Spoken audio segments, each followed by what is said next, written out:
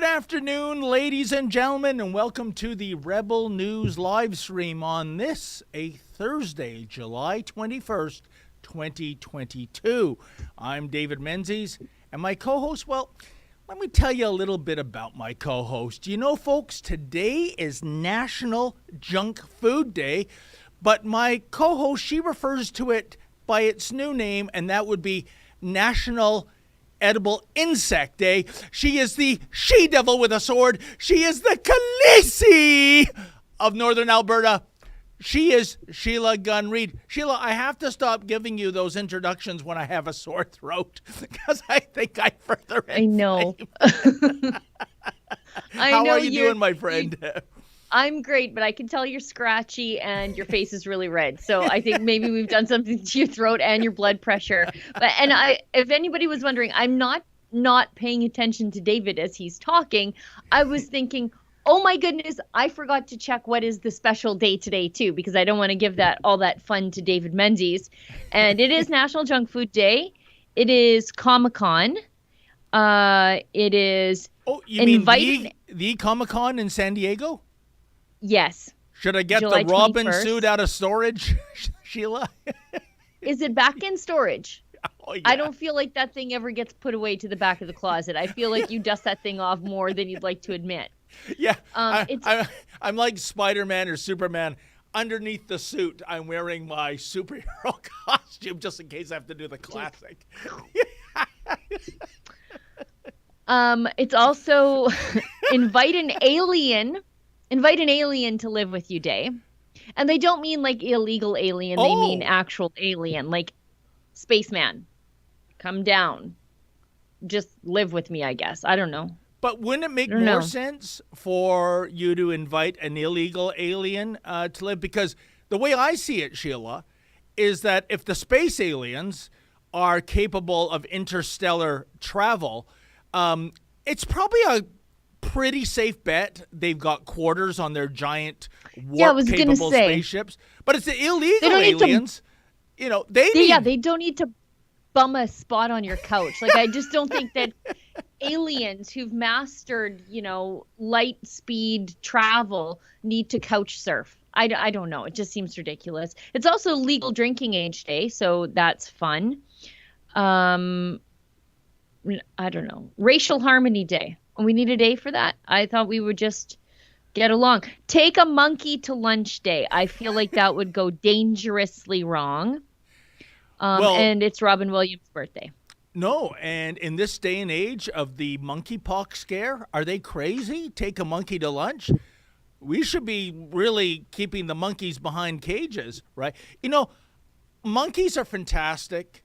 Monkeys are great circus acts. Don't misunderstand David. He's pro-monkey. Don't send us letters. I remember back in the 70s when the CNE was on in Toronto, Sheila, there used to be a thing at Ontario Place called the Ford Family Circus.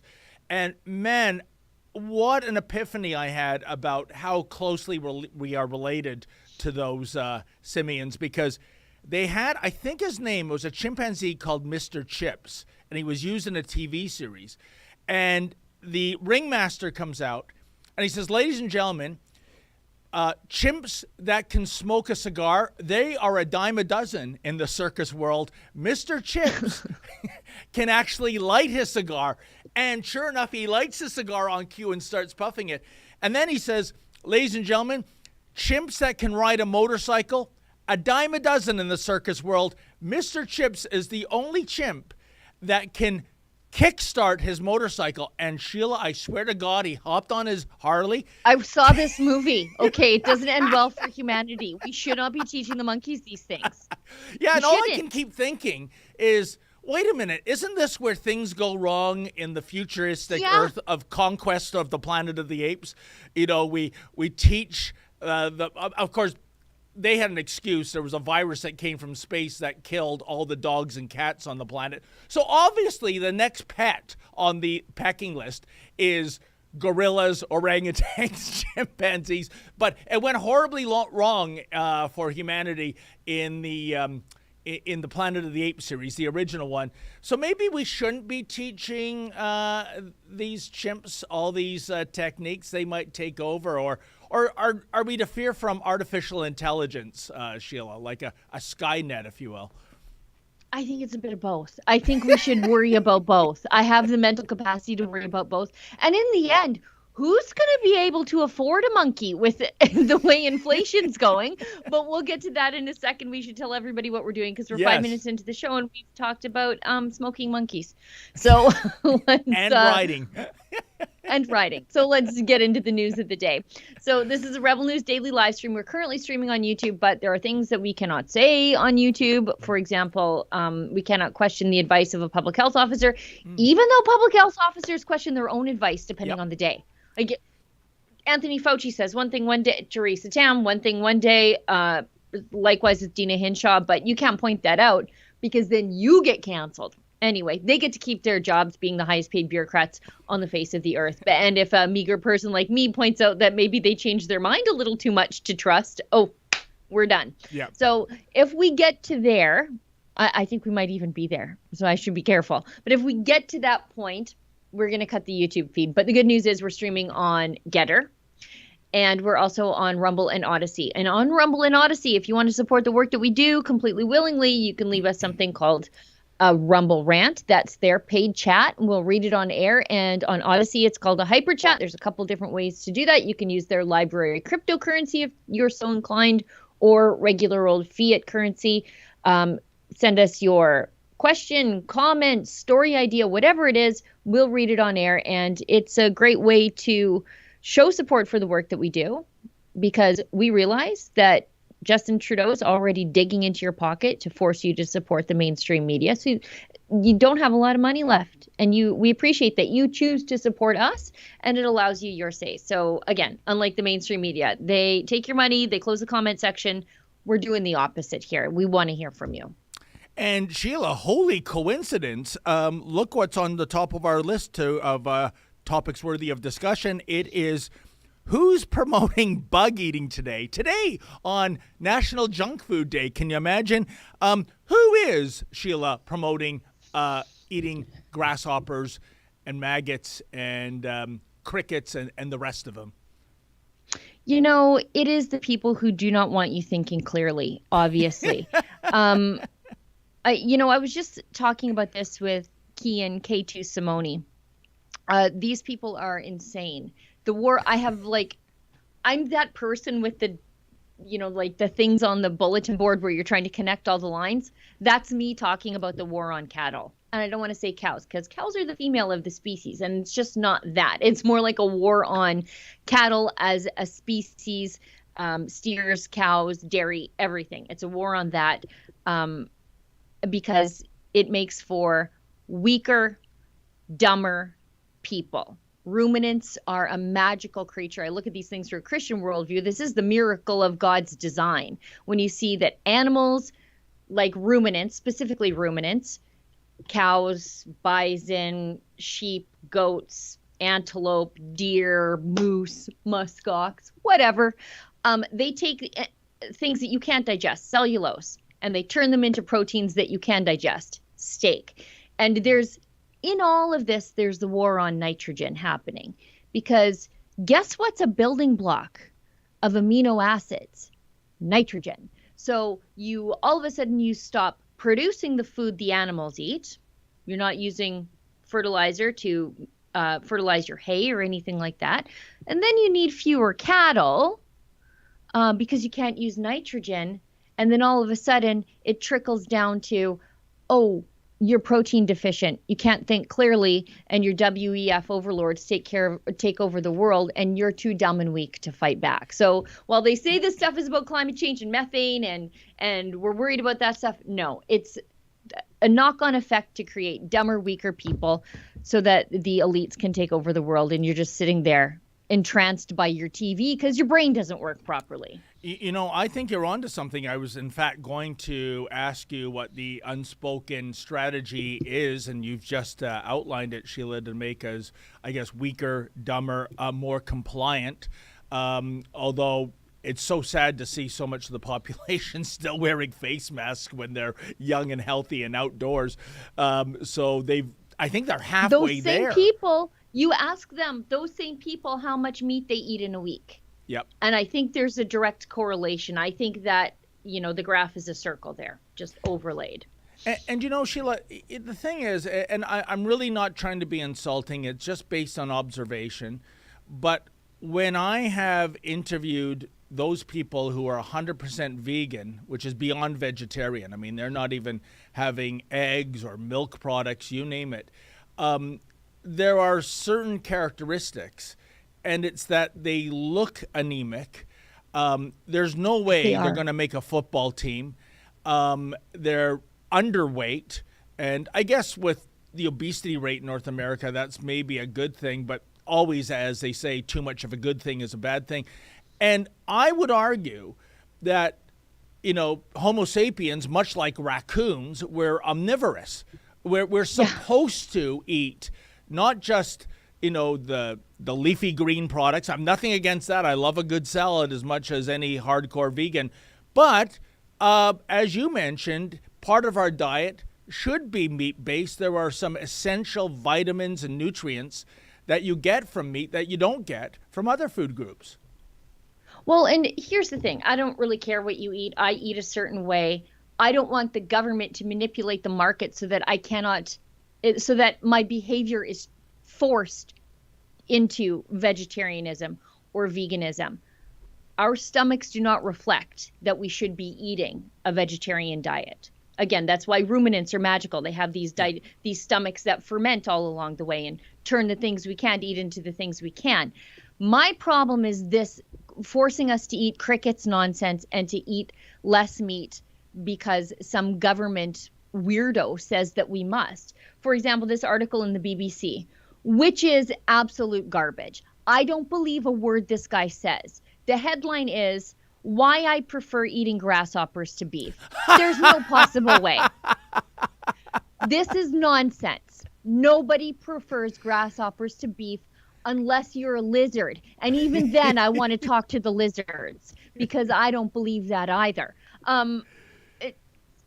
It feels to me like a little bit like tourism in poverty.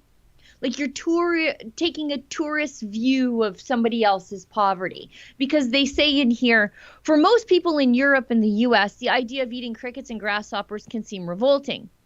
But they're a popular snack in Africa and Asia. Not only are they packed with nutrients, but here's the rub, they are less harmful to the climate too. I refuse to believe, because it's absolute nonsense, that if you put a burger in front of somebody in the developing world or a bowl of maggots, they're going to choose the maggots. I refuse to believe it. This is protein out of necessity, out Sheila, of desperation, and not choice. You nailed it. I've heard estimates that up to 2 billion people on the planet consume insects as part of their daily diet. What they don't tell you is that, unfortunately, these are people in third world nations that don't have a choice, that don't have money to buy another type of nutrient. They are forced into eating these bugs. Like you just said, a T-bone steak and a bowl of mealworms. What right-minded person is going to go for the worms? It's ridiculous. That is at a necessity to stay alive. Yeah. There it is, 2 billion. The problem is we should be saying 6 billion people eat beef, and we can help the other 2 billion do that too. Yeah. This idea that there should be a war on ruminants is crazy.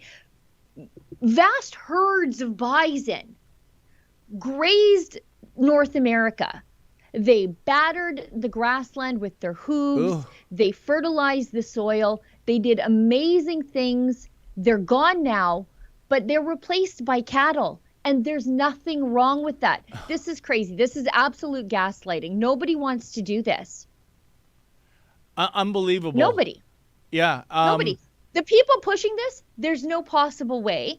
For example, do you think anybody at the World Economic Forum is turning down their prime rib for a bowl of crickets?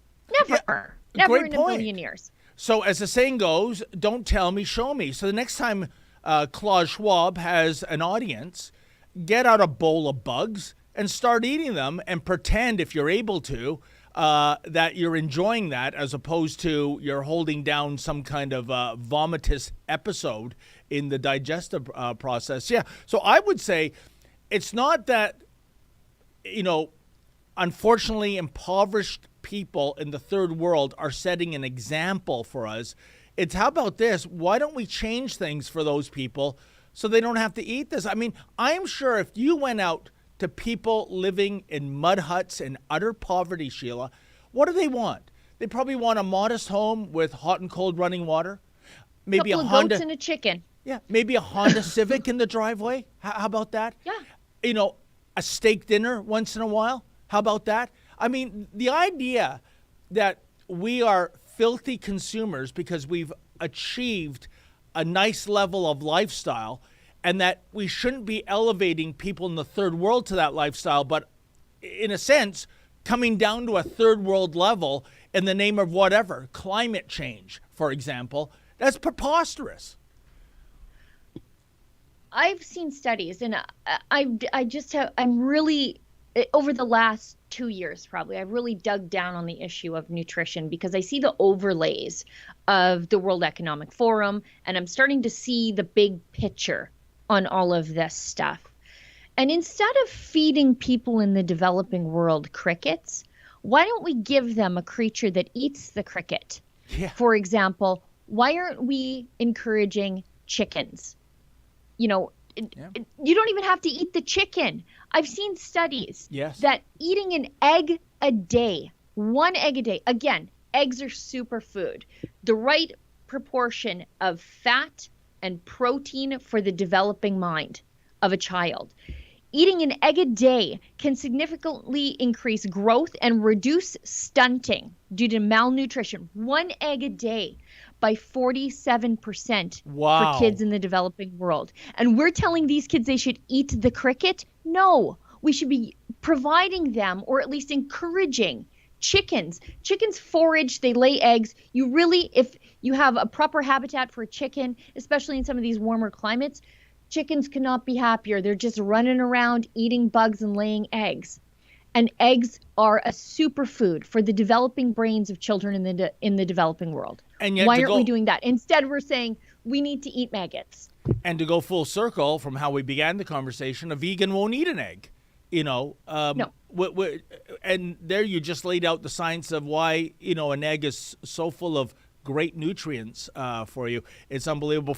We got another edible topic, something that's happening on the other side of the world in Japan. But before we move on, because we mentioned cows, Sheila, yesterday I'm driving along Teston Road in Vaughan, not very far from Sneaky Patrick Brown's secret headquarters that we exposed him on.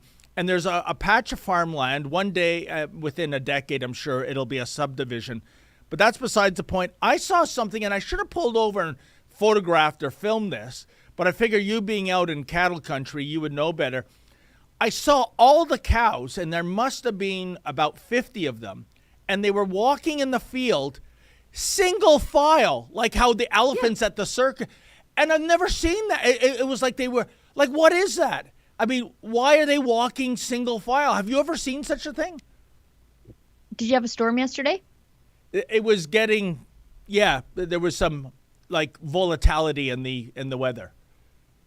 So livestock can react to changes in the barometric pressure, and they were probably walking single file back to the barn instead of stampeding back to the barn. Oh, look. See, and look, the clouds are gathering up. So when you see this, like, for example, when I was a kid, my mom was like, the neighbors would call her kind of witchy because she would watch the animals to predict the weather.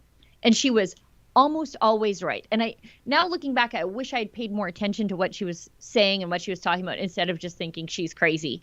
But the changes in the barometric pressure, you will see animals will start walking single file back to the barn. They don't stampede. They'll just head to the barn, and that's what they do.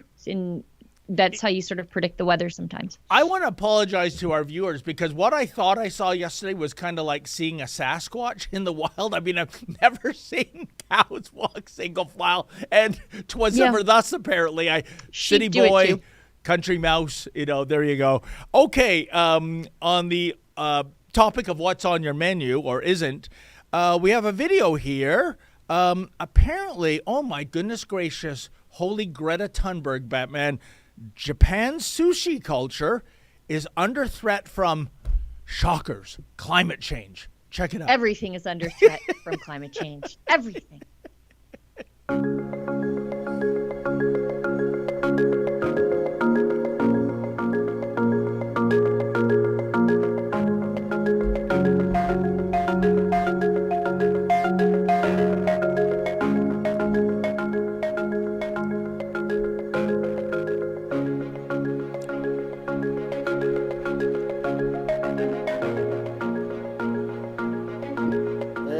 今この春の登りガツオにも脂が乗って、昔の登りガツオは脂が全然なかったあっさりしたカツオやったけどね、今年の登りガツオなんかはもう下りガツオみたいな感じで脂はべっとりのカツオに変わっていますね。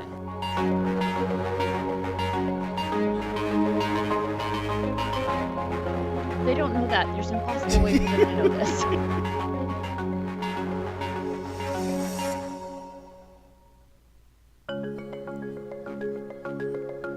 このまま放っておくと本当にカツオがいなくなるっていうのはだいたい予想ができるっていうところですので、これは日本というとだし文化、カツオ節から取っただし、そういったもので日本料理っていうのは結構成り立ってるんで、カツオがないとなるともう和食っていうのが、ちょっとお出しするのがすごく厳しくなるっていうようなところですごく危惧している状況ではあります。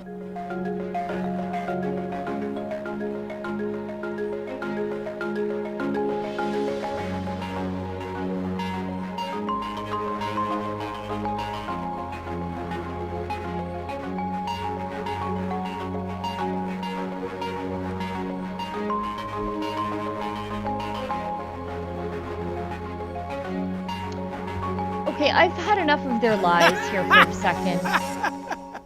Because you're watching this and you're thinking that you'd have to think that Japan was on another planet to think that they don't have access to wasabi, which literally grows everywhere. So why do you only have to use Japanese wasabi? They grow wasabi in British Columbia. It grows in Russia, Korea. So maybe they're having a bad year for wasabi in Japan, but that does not mean that it is not anywhere else in the world.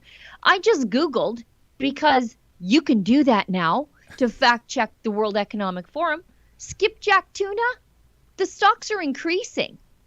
And they're saying, like it could cause a problem with skipjack tuna stocks, but globally skipjack tuna stocks are increasing. So you can get skipjack tuna. Again, maybe they're having a rough year in Japan, but it's increasing other places. And these people tell me globalization is good.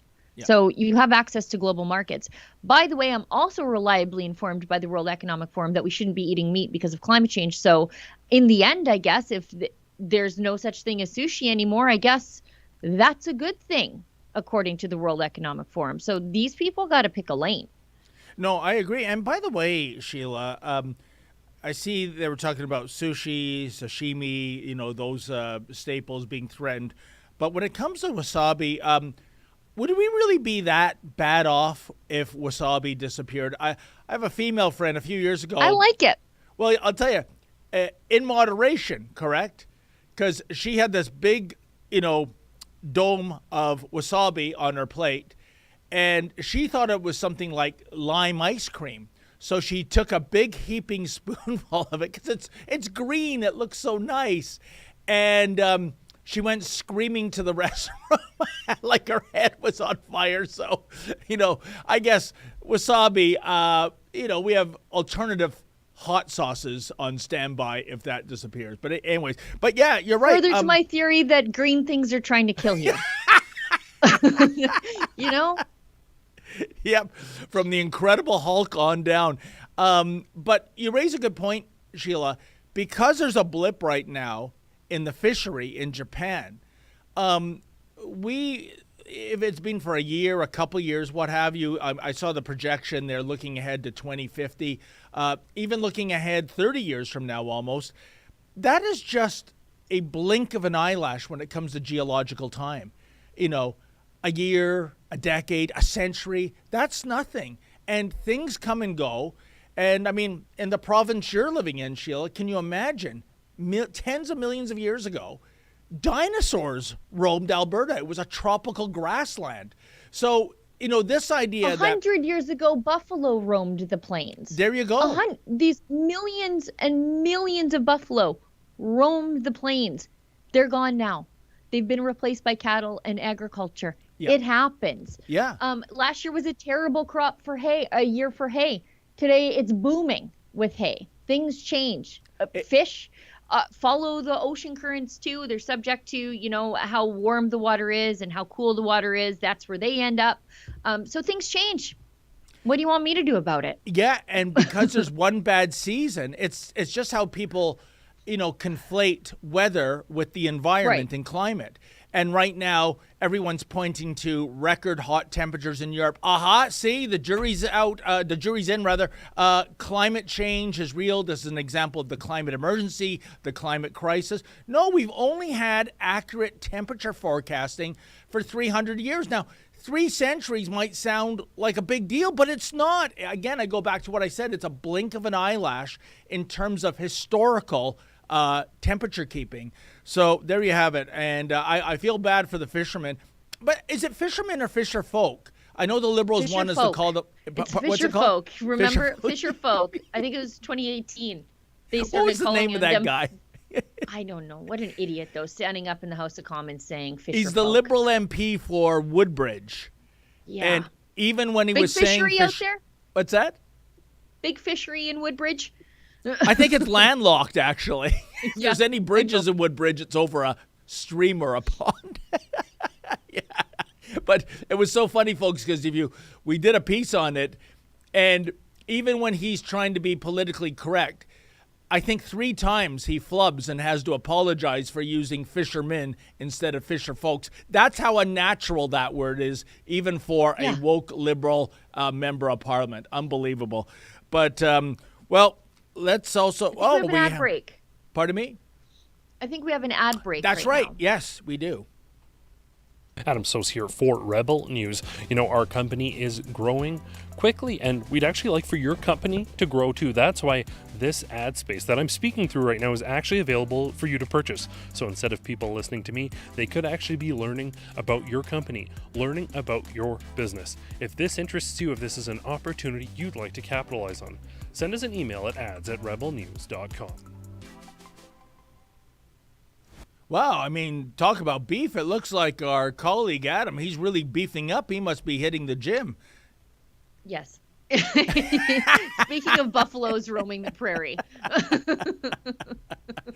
Well, maybe if he ever comes back out east, maybe Adam and I should get into the squared circle and so I can learn him the ropes in case there's a beckoning career for him in professional wrestling.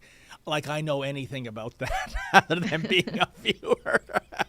But no, and by the way, Sheila, as an update to your excellent reporting, and Adam's too, I believe, regarding warning labels on Canadian ground beef, they're backing away from that, are they not? Yes. Thank God. For once, public pressure and the lobby groups here actually did their job.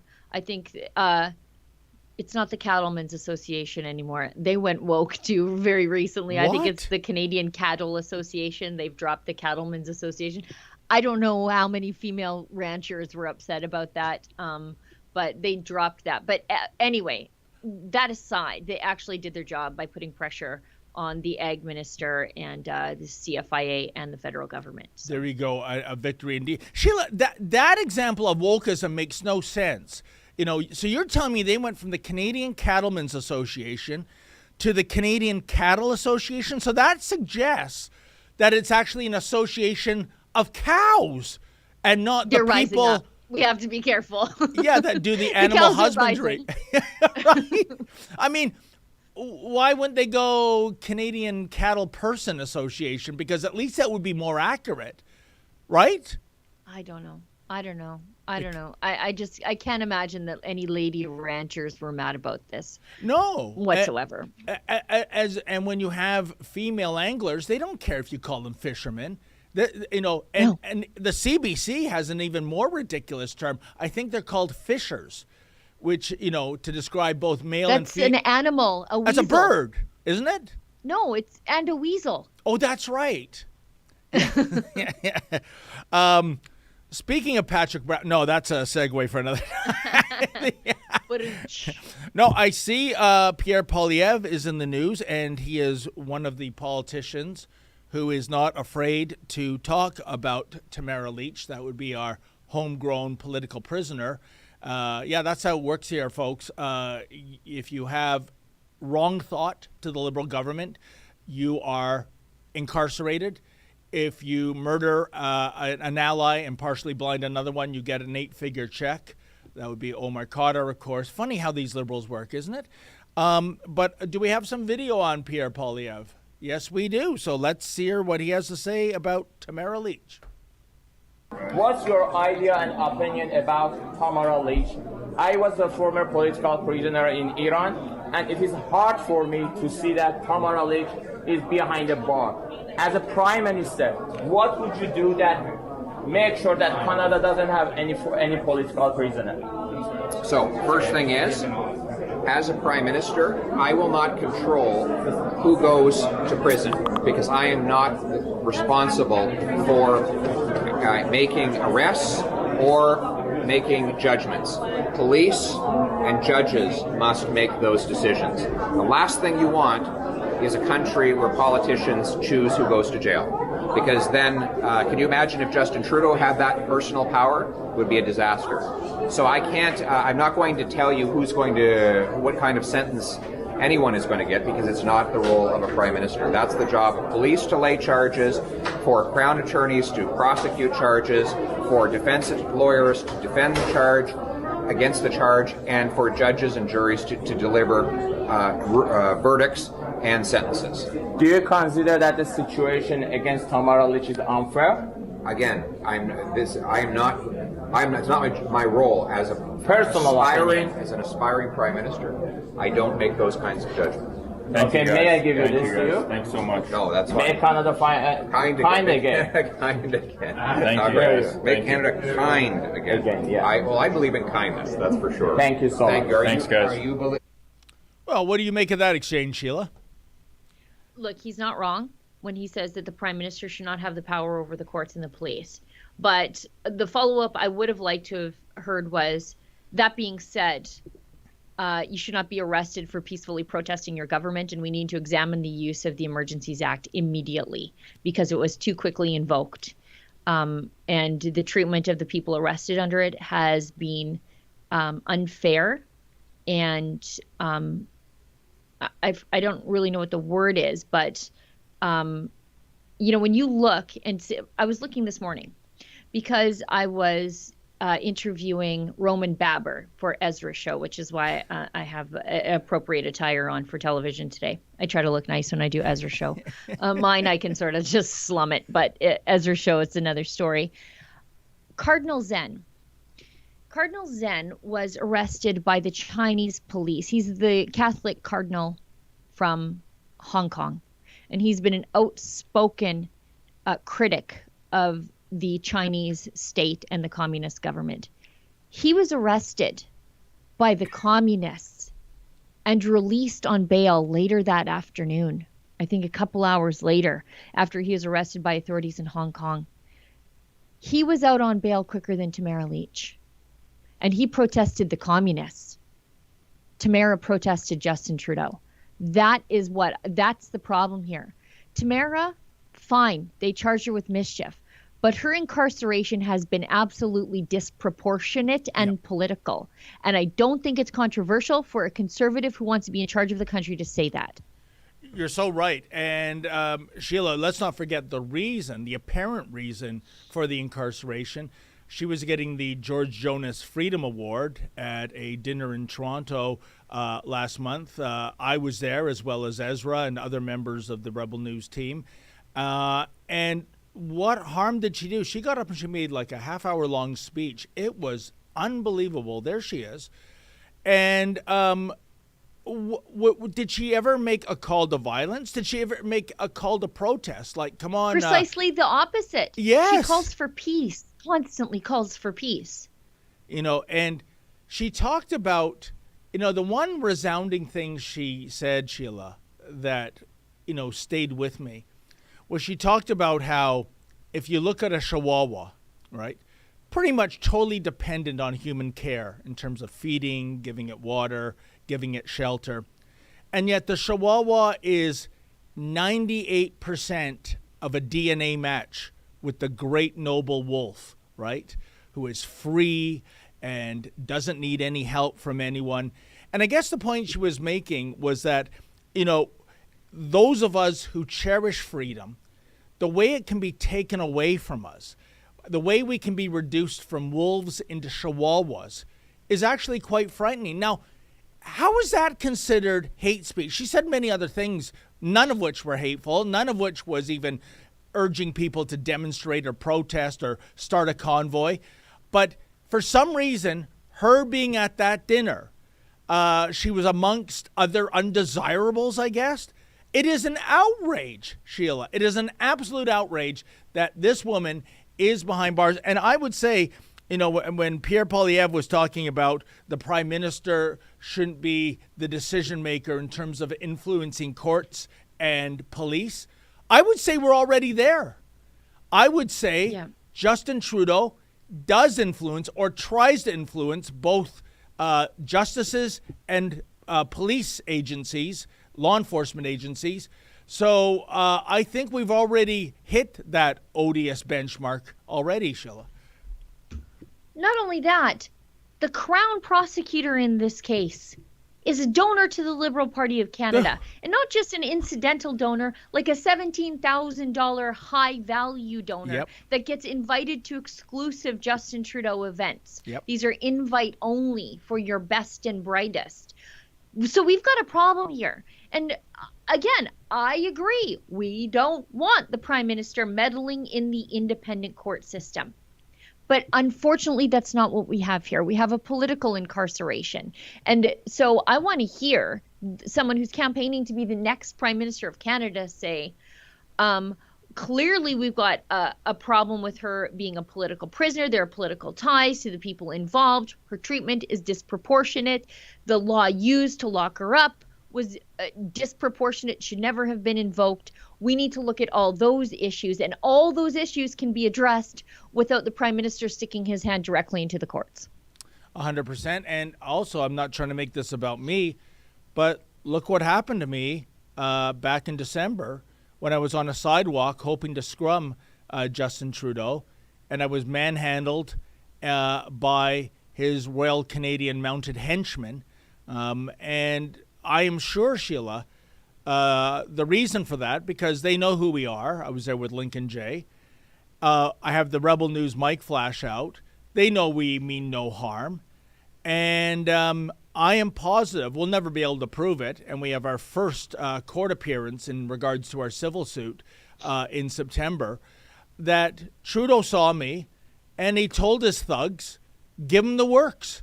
I'm tired of this SOB embarrassing me by shouting questions from a distance that are impolite, and you can see the video coverage there. Also gave me COVID that night, probably something else we can't prove, but it was uncanny, the timing, because you sent along that article from mainstream media ranging from the CBC to the National Post that indicated that half of those they thugs, had COVID. Folks, half of those thugs were COVID positive, and they got right into my grill, and I had been healthy without anything, not even a headache, for more than 2 years until that encounter. Again, and you were out for like 6 weeks. Correct.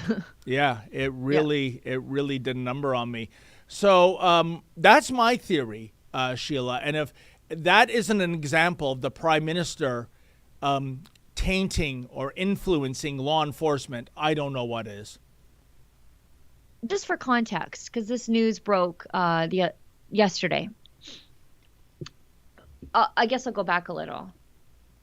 The trucker who killed 16 people and injured another 13 in catastrophic ways, he was released on $1,000 bail. Jesus. The driver of the truck was given, so this is, I'm going back to when he was initially charged, before he was convicted. He was given, after killing 16 and injuring another 13 in Humboldt, after he blew a stop sign and drove into the Humboldt Broncos team's bus as it was on his way to a playoff game, he was released with just $1,000 bail.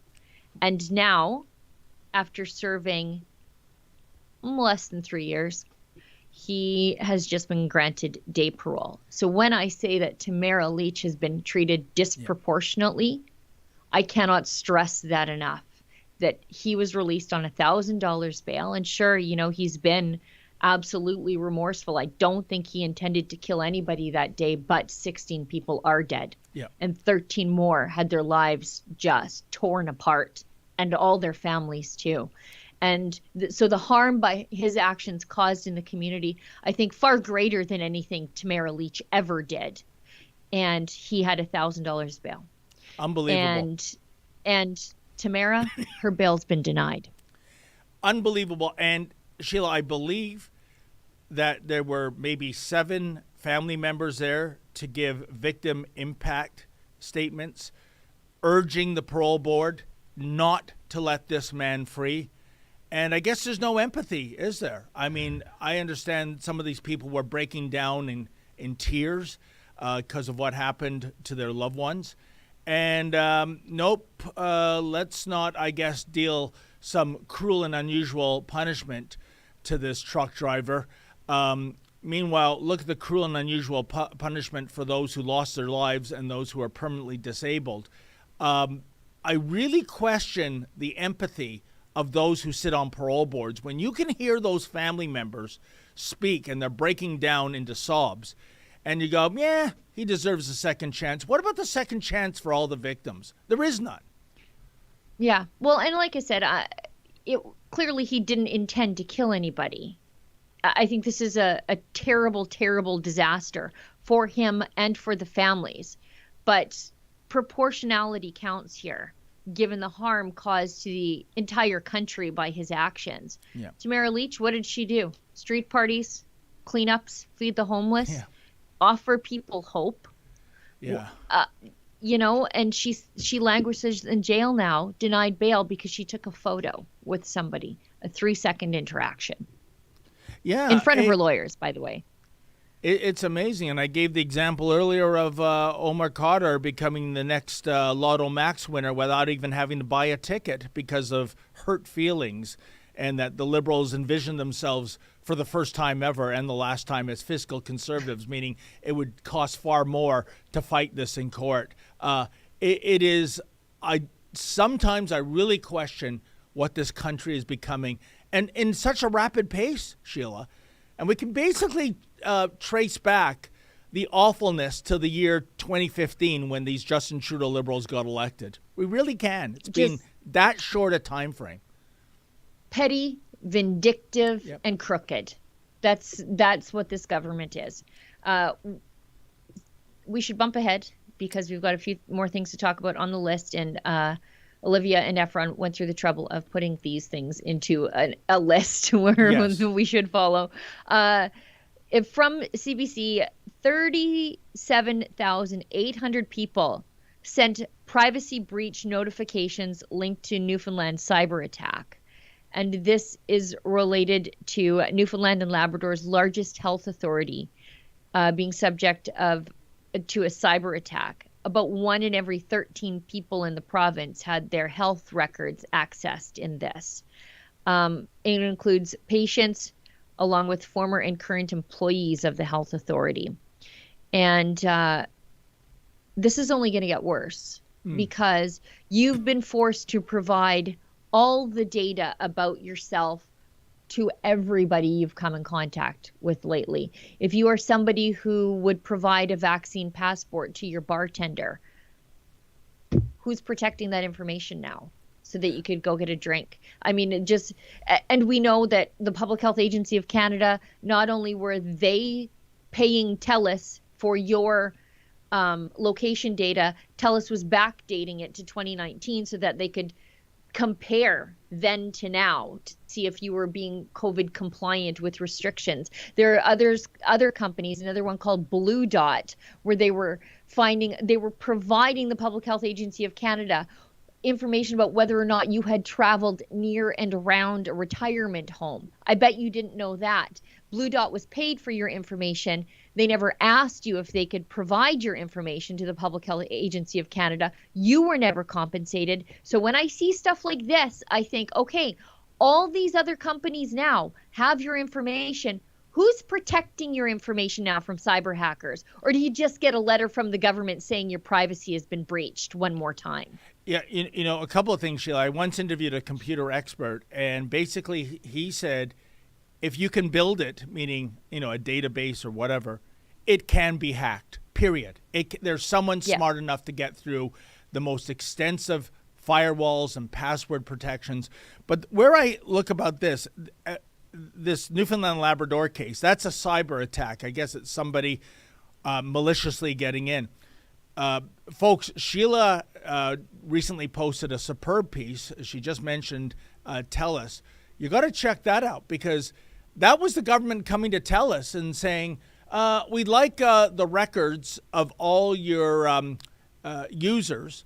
We want to see their personal whereabouts in the last 3 years. And Telus didn't say, oh, no. We as much as we'd like to comply, we take privacy very seriously. No, Telus said, you name it, boss. Here you go. This is where everybody was. This makes my blood boil, Sheila, because this wasn't a cyber attack. This was the government asking for this information. And by the way, is it even legal what Telus did, and Blue Dot for that matter? The idea of giving information, personal information, without the consent of their customers. Do we know that? I don't know. And it's worse than that, because not only did they turn over your information to the government, they profited from it. Telus sold your information for $200,000 to the Public Health Agency of Canada. I have no idea what Blue Dot's been paid. We filed for access for that contract. And I'm sure it's going to be more, because Blue Dot was even more comprehensive about what they were providing to the government about you. They were able to show like where you had been within your municipality, if you had been near a place where vulnerable populations would be, like hospitals and nursing homes, if you had crossed the border, if you had moved from your health authority to another health authority zone during the day. They gave that information to the Public Health Agency of Canada. And so it makes me wonder, how is this any different than the unauthorized breach of the Newfoundland data? I guess, I don't know, the government didn't ask for it, I guess, is the only difference, because the outcome and the effect on the person whose privacy is breached is all the same. And Sheila, usually the phone companies, when it comes to this, the sharing of information, personal data, what have you, for example, they're very strict about it. If you were to call your husband's cell phone provider, you being his wife, and saying, I need to know when he made a call, I need to know what his bill amount was you're not getting it, even as his wife. They're going to say, sorry, your husband has to get on the blower and give us his permission to give that to you. So how is it that those rules in terms of privacy go out the window when the federal government comes calling on Telus? I don't understand that.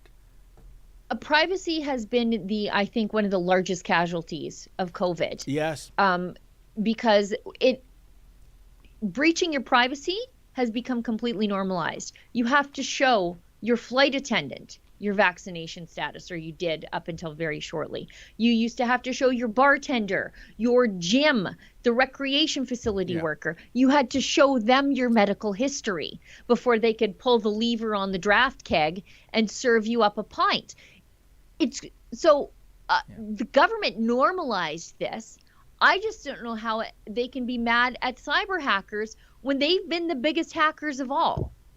That's a great way of putting it. And to me, this is on Telus. Because if Telus had a little more ethical substance, they would say, make us, get a warrant. Yeah. Take us to court. Because Instead, they turned it over and said the government a bill. Yeah. Like, just, wow. Because the reason why we're in business is our customers and a understanding that their personal information is protected. Instead, they turned it over. They cried uncle without getting, a pinky finger put on them. And as you said, they took their cut. I wonder how is Telus going to get out of this PR nightmare? Because that's what it is. And in fact, to add insult to injury, Sheila, as I understand it, the CRTC is giving the cell phone operators in this country, that little oligopoly that we have, the right to increase rates yet again. We are amongst the most screwed over cell phone users in the world. And by the way, all those people that say... With the worst coverage, by the way. Yeah. If you live out of a major municipality, your coverage stinks. Absolutely. I mean, you have better cell service in India, in like the rural portions of India, and it's because of competition. Exactly. Anybody can start a cell phone company there. There's no limits on how much bandwidth you can buy. Yep. And that competition and that ability for other people to get into the marketplace has made everything infinitely better in other parts of the world, and it makes it so expensive for Canada. Like you're saying, David, we're one of the highest cell phone rates to the consumer in the world. Yes. And Rogers went down last week and nothing worked. Oh, yeah. Nothing worked. None of our Sheila, systems worked. Let's not forget, and I'm going to poke a big hole in this argument, what the telecom providers, what they say is that, well, we're a huge country. We're the second biggest country in the world with a relatively small population, 38 million and change. And that's where the costs come into effect. But wait a second. I believe the figure is 90% of Canadians live within 100 miles of the U.S. border. Okay? So in other words, our population is very dense and compact. It's that long line of, as I said, 90% of residents within 100 miles. And also, Australia is a very, very big country with a very small population. Guess what? The Aussies don't pay what we pay, folks. Not a chance. This is such a screw job. And I just think in light of the Telus privacy breach, in light of Rogers screwing over this nation 2 weeks ago with their systems that came down, we still don't have a real explanation why that was. Their way of doing a mea culpa is to raise your rates. What chutzpah, Sheila? It's just unbelievable. Yeah.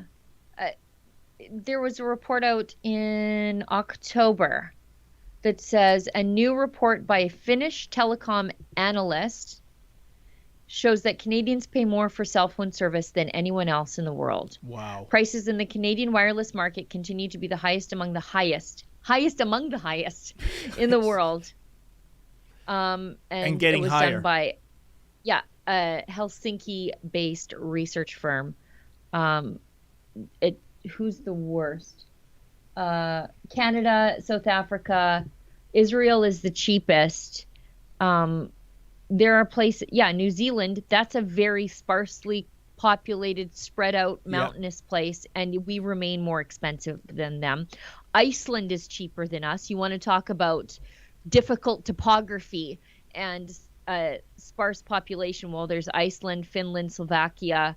All those places are doing better than us. Norway, Sweden, again, Cyprus, Bulgaria, Brazil. Like, this is embarrassing. Lithuania, Estonia. Well, Estonia is a tech sector place, but Russia, again, all these places are doing far better than us, and the excuses they give just aren't good enough.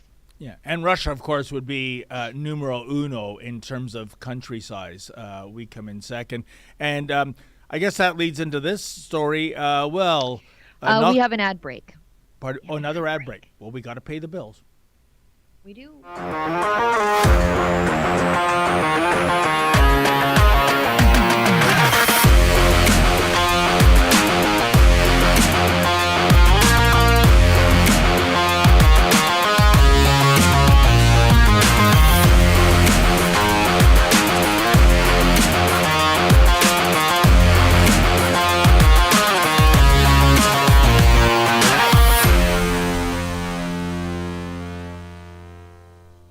Love it. You know, I'm not going to name the retailer, but the other day, Lady Menzoid was at a big box superstore, and she was wearing some of our less than flattering Justin Trudeau paraphernalia on her person. And lo and behold, the clerk that served her was completely simpatico, absolutely hated Justin Trudeau, and gave Lady Menzoid a discount, a contractor discount on the stuff she was buying. So here's an example, folks. You wear your politics on your sleeves, and you might make new friends. You might get financially incentivized. What's that, Sheila? The t-shirt's paying for itself. Oh, absolutely. Easily. Several times over. So there you go. Don't be shy about it. Say it loud. Say it proud.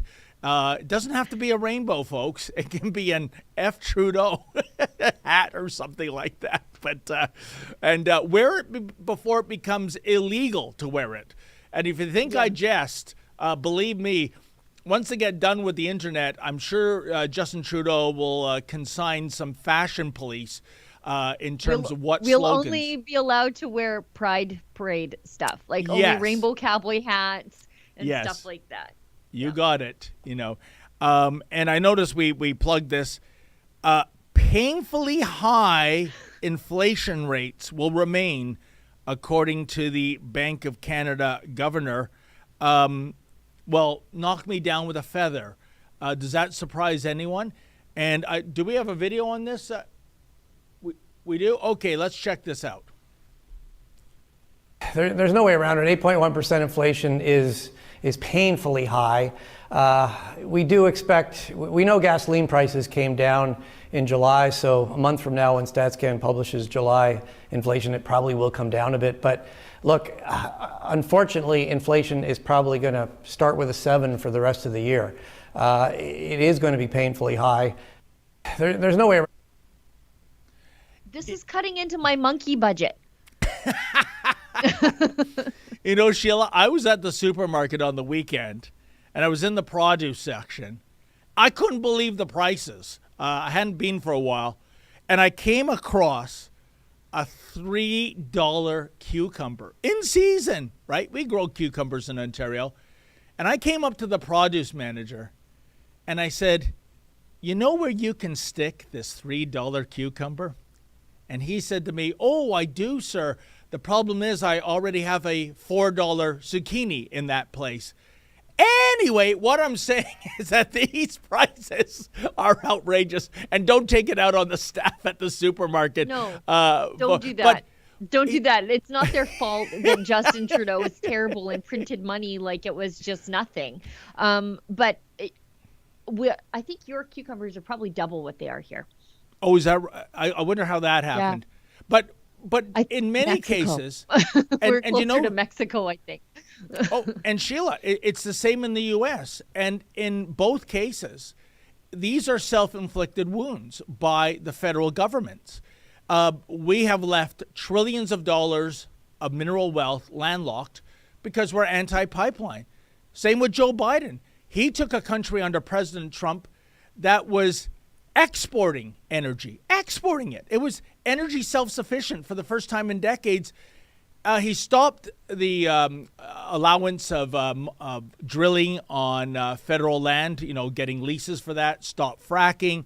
And as a result, the U.S. is once again energy dependent. And you see the pathetic spectacle of essentially President Biden on his knees begging the Saudis to up imports into the U.S. And the I mean, I can't imagine for the first time I'm kind of on Team Saudi Arabia in giving Biden the middle finger. But, you know, it comes down to energy as being a real big reason why we're having these out of control prices, Sheila.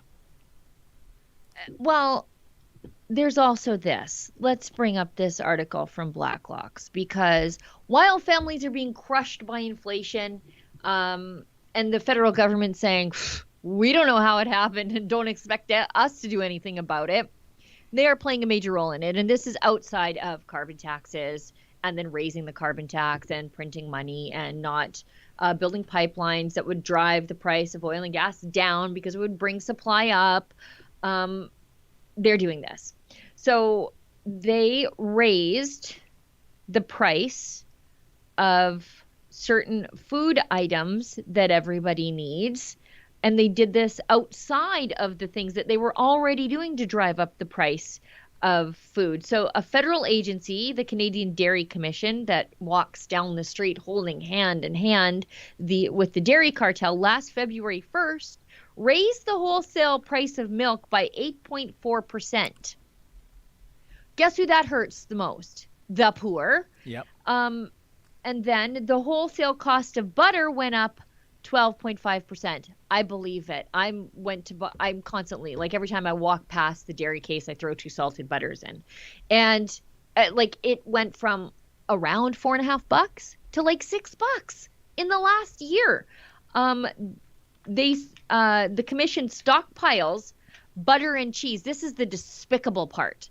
They stockpile butter and cheese to artificially inflate the prices. Well, Sheila, this is why I hate the cartel. I hate it. I hate it. I hate it. Because you know what? I grumble when I throw that $6 butter into my cart. But there are people who are choosing less nutritious, crappy margarine instead of butter. Yeah, because they can't afford this. Never eat margarine. I mean, what does it say? I say this as a canola producer. Yeah.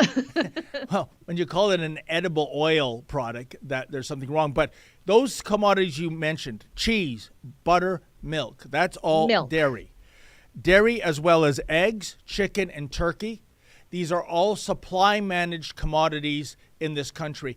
Go back to the origin of supply management. And once upon a time, Sheila, I was with a food service trade magazine. I wrote a factual feature. It took 6 months of my life in terms of the research. This was pre-internet. So I had to do it the old-fashioned way with microfiches at the Central Library. Oh, my goodness. But I actually won an American Business Press award for this feature, which is kind of unheard of for a small Canadian trade magazine to win. And it was on the history of supply management, which was, by the way, brought in by the Pierre Trudeau Liberals at the time. And it's basically a Soviet-style economic system where you keep supplies artificially short and prices high. And it should be abolished.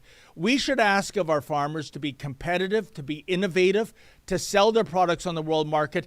It all comes down to quota, Sheila. It's a complicated system, but without getting into the weeds, as I did in the article, you will find in Canada that owners of dairy quota, for example, are not farmers. They're Bay Street lawyers, for God's sakes, right? Yeah. Stockbrokers. They're not even using the quota. It's something they can bargain with, trade with, sell. It is a perverse system that would be more in tune with the Soviet Union of the early 70s than Canada of the early 70s. And I can tell you, in the early days of supply management, it's hard to imagine. Do you know, Sheila, that Kentucky Fried Chicken restaurants were closing early because they had no chicken? They ran out of chicken, and there was not enough quota for the chicken farmers to raise more chicken, and to do so without the quota would be illegal. How does this make sense, right? So that's one of the reasons you see, what was it, 8.4% increase? That's outrageous. Yeah, and 12 on other things. And 12 on other things. Just think about families who are struggling, and you're denying them the most nutritious thing they need, right? Yes. And to say that it's not doable to get off the quota system, New Zealand just did it. New Zealand has done it. They phased out their dairy cartels. They don't have food cartels there. There are ways to do it, and I sympathize with dairy farmers and poultry farmers who have been forced into the quota system. Yep. Because now you're stuck with this expensive quota. You've got value tied up in it. There are ways to unravel the system so that your asset, this quota, isn't rendered completely stranded to you. We have to look at other countries who have done this. And actually, let me hint at something. I have an interview with Roman Baber today where he talks about this, about how to make life more affordable. I have not heard him speak out against supply management before, so I was very interested to see that he is bringing out policy proposals on this, and he has looked at other places. Instead of just saying, I don't like supply management, it's the worst, it makes life more expensive for people, he's also looked at the other side, where there are farmers who are saying, yeah, I really don't like the system that I'm shoehorned into. Also, it prevents innovation. But how we've got money tied up in this asset, what do we do with it? He's looked at that. So anyways, if you want to tune into the Ezra Levant show tonight, guest host me, we talk about that. And Sheila, one quick anecdote. It's almost as ridiculous as KFC stores closing early because they've run out of chicken. But when I was doing this research in the early 90s, I came across this incredible anecdote. It didn't make the story, but this shows you the folly of a supply management system based on quota. And it was a farm in Ontario that was raising, or they were hoping to raise, free-range organic chickens, very high-end product. And what they said to the supply management quota masters is that we don't have the extra quota to do this and we can't afford to get any more. But every single one of these chickens, every single breast and drumstick is destined for U.S. export. This is a high-end product that is not going to affect the supply 1 ounce in Ontario or Canada in terms of extra chicken on the market. It is all export, and guess what? They were denied. No quota, no raising chicken, no export to the U.S. market, no enriching yourselves, and no filling a customer demand in the United States of America. How does that make sense? It doesn't. It doesn't. It like I said, it prevents innovation. There's a reason why you go into a U.S. supermarket and you just look at the glory of all the cheese there. Yeah. And you come to Canada and you're like, okay, so I have cheddar, white cheddar, mild, marble, and old. And that's it. Maybe you might get a smoked Gouda, but that's it. And you go to these other places of the world and there's just so much selection. And you'll pay for it. You'll pay for the different qualities, the different styles, but there's just no there's no wiggle room in Canada to do that anymore. Thank you, Pierre Elliott Trudeau. Sheila, I see Mrs. Producer doing this, which either means we got to wrap it up or that I'm we got to get to the chats. Cuckoo for Cocoa Puffs. And we have some. It's a bit of both. You know what? It works both ways. Let's get to the chats and then we'll get out the door. Okay. We've got things, and you have to use the studio also. Shauna Marie G83 gives us $5. I had my doubts already, but that was confirmation I needed for Pierre Poilievre to lose my vote. We need a prime minister who will stand up for freedom no matter what. Maxime Bernier for prime minister. You know, I think Poilievre is really good at thinking on his feet, and I've been impressed with his handling of questions, but he flubbed that one. Yeah, He answered it correctly, but he left out the second part that Canadians want to hear. He did. I agree. I mean, it is correct. It is correct. We don't want the prime minister meddling in the court system. But when things have gone awry, you need to fix that on the back end. And there was no talk of that whatsoever. I agree. Melba Toaster gives us $5. Is Poilievre also going to defund the other 762 media outlets, or is it this CBC campaign slogan just journalistic integrity theater? I think he has come out against media subsidies for all. I know Roman Baber has. He mentioned that today also. But I think Poilievre has come out against funding the media in any form. And it's not just a financial matter, Sheila. It's an ethical and moral matter as well. How can media outlets, how can the watchdogs accept funds from the biggest entity they should be keeping their eyes on? You know, as our boss says, the watchdogs have become the lapdogs of this government. It is completely unethical for a journalistic organization to accept money from anyone aside from its subscribers because it is a conflict of interest. So I think that would be a win for Mr. Poilievre. And I'm sorry if they say, oh, well, boo-hoo, you know, the industry's changed, everything's online. I'm sorry if you were making horse and buggy wagon wheels 120 years ago, would you be decrying the rise of the horseless carriage, the motorized vehicle, because it's going to put you out of business? Things change. Change your business plan and survive on your own as opposed to sucking from the taxpayer teat, for God's sakes. Well, and this goes back to my comments about the glory of European cheeses. Yes. Government intervention prevents innovation. The government intervening in the business model of the Globe and Mail prevents it from getting better and doing something different. It stagnates it, and they remain awful and getting worse. Another example, Sheila, is Bombardier. How many times can they fail? Because they're like the high wire act at the circus. If you know there's a net below you, you can be a little more cavalier with your act. But if you know it's hard concrete there, you better get it right. But again, their motto seems to be, well, we're going to try really hard, and if we get it wrong, that's okay. We'll be bailed out by the taxpayer. That's their business plan, and that's wrong too. You know, I was just looking because I remember reading a story about Bombardier and their ATVs, which I think is the only profitable side of that company. The Can-Ams, the ATVs. So they make a good product as far as ATVs go. But I think the Can-Am ATVs are made outside of Canada at this point, in Mexico. Yeah, their ATV assembly plant is in Juarez.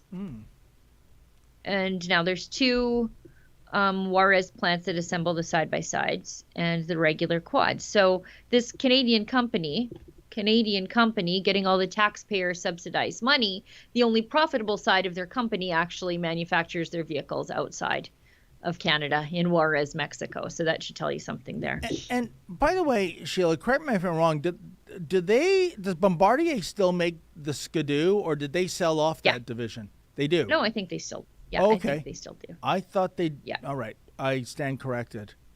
I'm gonna look into that. I don't know. Yeah, look into it. I just know that the Can-Am side, I'm more consumed with the quads and the side-by-sides. And I do know that they don't make those in Canada. I thought for a time maybe they made them in the United States, but now their manufacturing facilities in Juarez, 2 facilities. Adam Ottawa gives us $1. Millions of customers didn't have access to their money for a day. Where was the media asking Rogers for answers? Where is the media now? Still no answers, but we know what shampoo Justin Trudeau likes. Yeah, and the ArriveCan app wasn't working that day either, which caused absolute chaos in the airports. But it's fine. We still protect the market for the likes of Rogers so they can get rich off the backs of Canadians while providing awful customer service and awful coverage. Great. And I very quickly checked, yes, Bombardier still owns Skidoo. Are the Skidoos made in Mexico, Sheila? And if so, is there any place in Mexico you could use a Skidoo? I also missed a whole pile of chats. Olivia reliably informs me, so I just shuffled up, and sure as heck I did. Okay. So we've got King 7734 gives us $1. Someone should let Rebel News know that Comic-Con called. They want their geeks back. Well, believe me, I had my share of them at Anime North, Toronto. You can catch that on our website or the Rebel News YouTube channel. The angle, folks, was that it was the most oppressive vax and masking regulations I've ever seen. Stuff that was even beyond what you would have seen at the height of the pandemic in late 2020, early 2021. And the sad thing was the various geeks and nerds that were attending Anime North, no problem, completely indoctrinated. Even if they were wearing a mask, they had to have another a paper mask on under the plastic mask, which would be giving you actually more protection than the paper mask. Unbelievable. Science fiction, David. Science fiction. That's what all of this COVID stuff is. It's science fiction. Adam Ottawa gives us $1. I went to the local grocery supply today and picked up 1,200 plastic straws, 1,000 grocery bags for trash, and 40 styro cups. I'll be doing that every payday until they run out. Take that, Greta. Moms out there, am I crazy? My kids throw out the cutlery around here. I don't know. I think they clear their plate before they put it in the dishwasher, and just off goes my great cutlery. I have these, like, they have barbed wire on them because, you know, I live in a log house and I live on a farm. But I've reverted now to just going to the dollar store and buying spoons and putting them in the drawer because I can't trust my children not to throw them out. And so now I've got teachers and Justin Trudeau saying, oh, we want zero waste lunches. So don't send any plastic spoons on their lunches. My stuff just gets thrown out faster then because the kids throw it out at school and they come home and just throw out another spoon. Wow. Why can't I feel like throwing out my metal spoons is worse for the environment accidentally than intentionally throwing out a plastic spoon. Sheila, I got to hand it to you. Barbed wire cutlery. I've never heard of such a thing. You really are anticipating a home invasion at some point, aren't you? It just has like barbed wire detail. It's from Cabela's. It looks great. Sojourner gives us $1, except for a limited group of grasshoppers, locusts, insects are not kosher or halal, so Jews and Muslims would be hooped. Oh, that's interesting. That's true. Yeah, they do say people with shellfish allergies have to be very careful of eating bugs. And if they're putting these bug proteins in your regular food unwittingly as a new ingredient, you really need to be wary of that, because if you have a shellfish allergy, and that can be catastrophic, anaphylactic, you would not want to be surprised with that one as you're eating your regular potato chips that they've all of a sudden dosed with bug protein for some reason. Wow. I did not know that. Interesting. Yes. Fraser, I'm told to proceed with caution here because we might have to cut the chat because of YouTube. So yesterday we met up with Kara McKinn as she traveled across Canada bringing light to the harm of a medicine. It's too bad Rebel did not cover the story, but it will be on other sites later. We didn't know. Yeah. Like, this is a big country with 37 plus million people, and we do keep an eye to things, but we don't always. You got to tell us. Tips at rebelnews.com. Too bad this story did not get the recognition it deserves. That medicine has caused problems. That's me paraphrasing. This reminds me of Harry Potter, that whose name we cannot mention. People could read it for themselves. Fraser also gives us $1 and says, have you seen the interview on CNN with the founder of the Weather Channel? Yes, I have. I enjoy him. It's a laugh fest as he stated the fact there's no such thing as climate change. He's great. Wow. Yeah. Shauna Marie G83. It's an old interview because they never had him back on again, obviously. He's being canceled. You can find it on YouTube. It's like years old, but it's fun. Shauna Marie G83 gives us $5. I will not eat bugs, period. These demonic bureaucrats getting off watching us peasants eat bugs. Absolutely disgusting. Yeah, you know what? I get that vibe too when they are all of a sudden putting bug protein into other things that never had bug protein before and don't require any additional protein added to it. Like, why would you add it to potato chips? But it's turning up on the labels, and you wonder what kind of creep shows are enjoying thinking about other people accidentally eating bugs against their will. Just a bunch of weirdos. Yeah. Paul Otto Newman gives us $5 and says, remember the Chris Evans movie Snowpiercer? There's a series, actually. They made a series of it now. So you don't have to watch the old movie. You can watch the series now, where the plebes in the back of the bus or the train were eating bug bars while the elites at the front were having steak and champagne. Such a perfect allegory. Yeah. Yeah, completely. And then Fraser gives us $1. Yesterday at our meeting with Kara, I wore my new Trudeau Castro t-shirt. It was a smash hit. Excellent. I noticed there was a consonant missing from the word shirt. I filled or it maybe in. it was intentional. I filled it in. It's but if you want that shirt, it's at rebelnewsstore.com. Yeah. And it is flying off the shelves, Sheila. Yeah, it's crazy. Yeah. I'm ashamed we didn't think of that shirt sooner. Are we all caught up now, Olivia? I think I've met up with myself. Okay, perfect. Yeah, you've met your supply managed quota of Super Chat, Sheila. So there you go. Great. You shall not be given the opportunity to say one more Super Chat because you'll be in trouble with the supply management people, the intellectual thought department of the Justin Trudeau Liberals. The dairy farmers are going to email me after today's show for sure. I know they will. I got thrashed back in the early 90s when that article came out. I feel bad for them. Yeah. I feel bad for them. Yeah, I don't support want them our to... farmers. I love our farmers, but, we said our piece on that and we must run. So thank you to the team behind the window there, Olivia, Efron, and Danny. And thank you to my co-host, Sheila Gunn-Reid, always a fountain of information. And thank you all to everybody who gave a super chat. We don't take the money involuntarily out of your wallet or purse.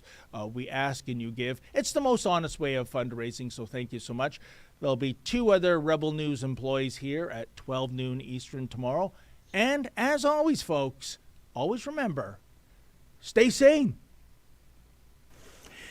I will now outline in more detail how we see the economy and inflation developing, and will then explain our assessment of financial and monetary conditions. So, economic activity is slowing. I will now outline in more detail